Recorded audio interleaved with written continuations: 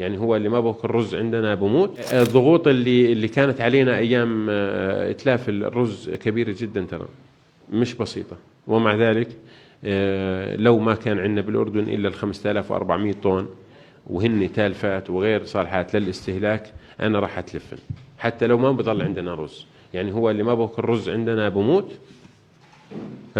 مادة غير صالحة للاستهلاك البشري يجب إتلافها على الفور وانتهى الموضوع.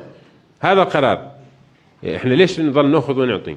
انه انعكس، لا احنا بعديها صار في عندنا اجتماع مع غرفة التجارة، غرفة تجارة الأردن، وبوجود كل ال 13 شركة اللي بتقوم بعملية استيراد المادة الأساسية مادة الأرز، وقعدنا معهم وقلنا لهم يا عمي هذا الإجراء تم نتيجة وضع إداري معين في المستودعات أدى إلى تلف هاي المادة. الضغوط طبعا أنا بأكد إنها الضغوط المتأتية كانت من القطاع الخاص.